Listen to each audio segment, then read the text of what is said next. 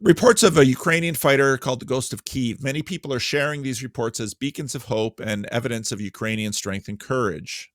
Nearly immediately following these reports, people began criticizing these reports, and some Twitter accounts seemed to be dedicated to all of their posts of fact checking these apparent false reports of the Ghost of Kyiv.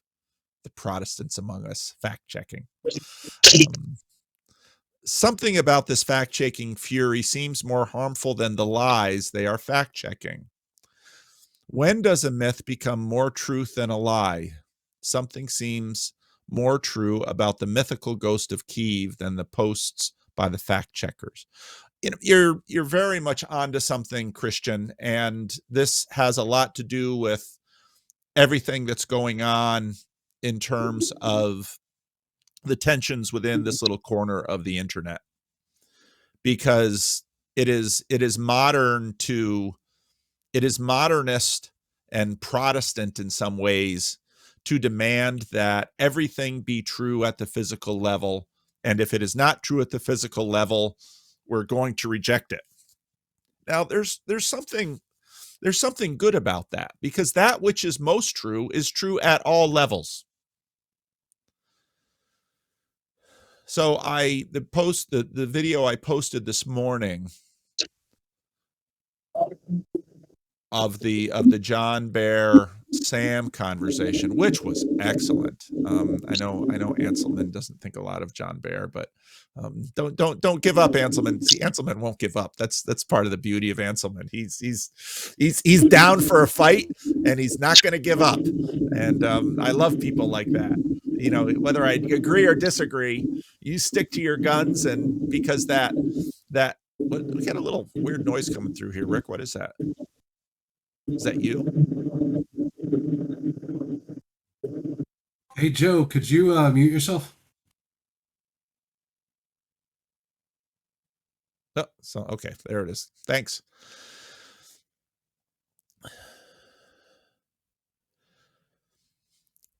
So when you watch Peugeot and Richard Rowland do their universal history thing, that's connected to this. Because all of these stories about Alexander the Great coming to Jerusalem, all the hagiographies,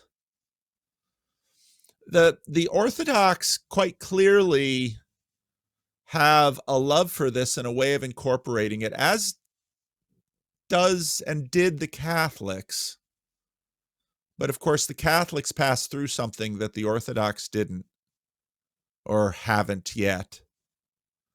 And this is why I always say there's a point made by Protestantism which is really important. And that point, even though Protestantism itself is all over the map, that point has to do with this issue that the most real things are real at every level. Now, there can be things that are real at the physical level, but less real than things, not less real. See, it's these ways of comparing, it's this grammar that make it difficult to talk about, because there's a reality to universal history that is credible and stands on its own apart from the physical history.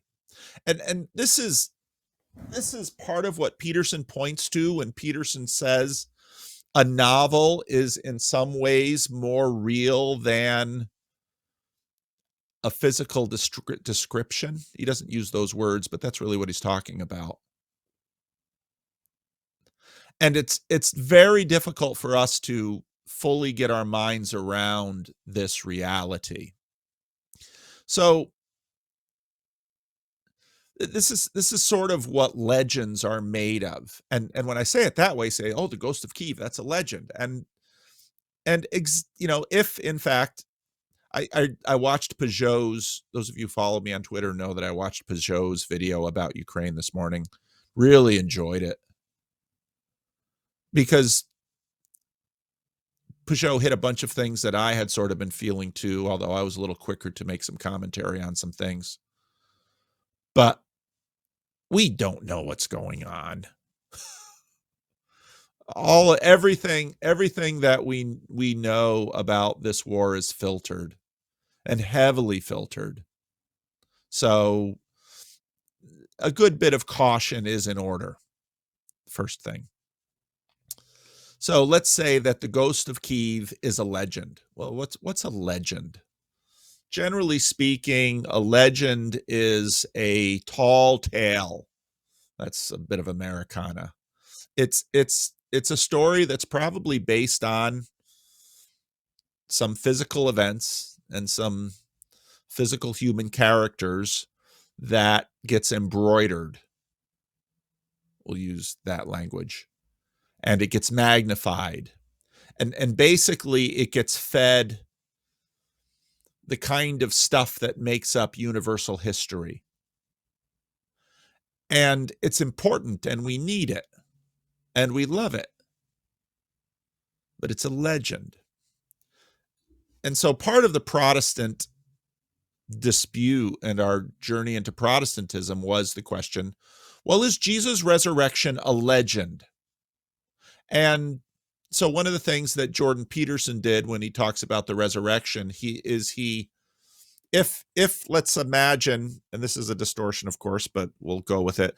Let's imagine that this is the physical story beneath the legend, and the legend is this whole thing. And the legend will probably distort elements of the physical story in order for the legend to function.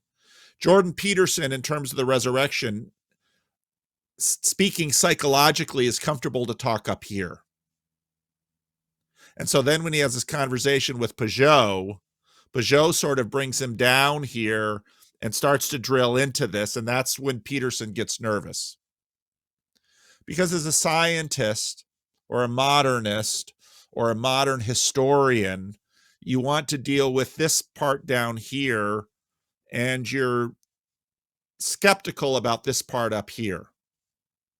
Even though part of what's being exposed now that modernity is receding is both the necessity of this part up here and the value of this part up here, and the fact that we actually see this part down here through that part up there.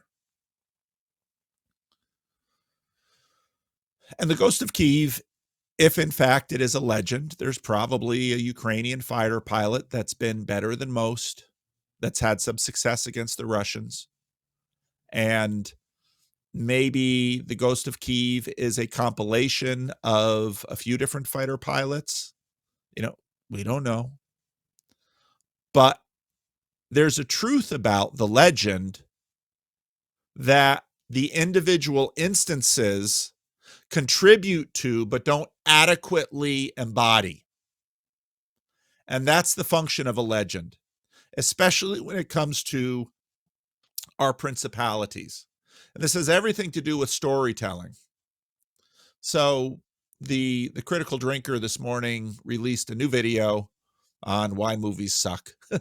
And it's just pure Critical Drinker. But he makes a lot of good points he compares the cartoon Mulan, which I really enjoyed. My kids watched that growing up, and I loved that story. Mulan I love that little cartoon. And I've never seen the live action one because for the most part, I've seen what they've been doing with those, and it's like, no, you're missing the point. And the Critical Drinker does a nice job of showing what points they're missing. So a legend is really important for us because, I just released a little video both on my Vanderclips channel. I didn't check to make sure it went through. And then on Twitter of The Guardian had a nice little piece about Ukrainian reservists. And it had a nice little segment of basically a ballad singer using an ancient Cossack instrument, singing an ancient Cossack song. And the narrator of the video is saying how the spirit, the spirit fills us, the spirit of their ancestors, of the Cossacks, to resist the Russians. And if you listen to the rest is history, you'll learn a little bit about the Cossacks and Ukraine and Russia and the history and all of that. So those spirits live on, and legends are very spiritual because they embody the spirits get carried on through the legend. It's sort of like there are certain people, when they try to tell a story, they don't know how and they can't do it, and they can even ruin a great story, just like you ruin a good joke. And there are people who can tell a great story and can deliver a great joke. And that's sort of the difference. So I think your instincts are exactly right here, Golden. That what's happening here is far bigger than who's the who's the hero. So Warren Mills, who organized my trip to Australia, now going on 3 years ago, um, his second book that he wrote about what's good about the Golden Rule. The first book that he wrote that wasn't published, and he's still trying to get it published, is a book about the father of drag racing. Because when Warren was a kid in 1950s Australia, Big Daddy Don Garlits was his hero. And so he's written a book about it, and he's reworking the book, and he wants to get it published, about Big Daddy Don Garlits. And so when Warren was a kid in Australia, they were kind of peeved at the British because they felt that the British had abandoned Australia during the Second World War, and the Americans came to their aid. And so little Warren Mills was, I wonder if Warren will listen to this. Little Warren Mills was just fascinated with California, and he was a petrol head. That's how he introduced himself to me when I met him. Of course, petrol is the British way of saying gasoline. He was a petrol head, and he'd monkey with engines, and he worked his career in the automotive industry, and he built a race car himself. And I mean, he's just that kind of guy, loves doing that. And then his retirement started writing books, which is really a fascinating thing. A lot of people don't have that kind of bandwidth to sort of make the jump from being, working in the automotive industry with nuts and bolts and your hands and grease and everything, to writing books.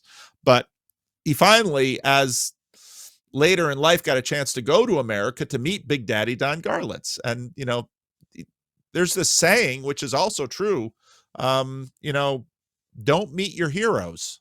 Well, why? Well, they'll disappoint you.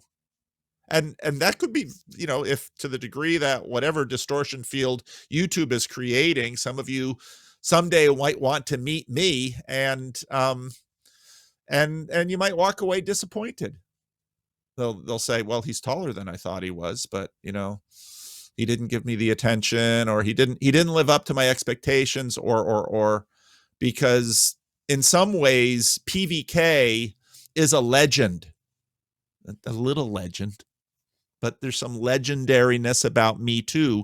It's just by virtue of the medium and storytelling and how this medium works. So, but the legend is an important thing. And there's sort of a demythologizing modern Protestantism that wants to just sweep the legend away. And so fundamentalism basically tries to take the legend and make the physical layer fit the legend. And that's not a bad desire. And sometimes that Protestant fundamentalism is a corrective against the inherent skepticism. But sometimes the legend should just be kept as a legend, and that's okay. But, and this is part of the point of fundamentalism that it makes imperfectly, and is that the physical layer remains important. And we know that because movies that are based on a true story are better because they're based on a true story, and people who know the story well at different layers will critique the movie and be involved in all that. And so this is a real thing. And all of these big world events that we're going through, COVID, the Ukraine war, everything around us are lessons in sense making if you pay attention to them. And you can grow in wisdom by paying attention. One of the big things I learned from Peterson was that when he talked about attention, you might not be the smartest person in the world, and I don't mean that. I'm not the smartest person in the world. I mean, I don't even know what my IQ is, and frankly, I don't even care. But I'm not an idiot. I'm not low in intelligence. I'm not genius level. I'm maybe better than average in intelligence, but I'm not the smartest person in the world. But even if you're not very smart, if you pay attention, you can gain wisdom.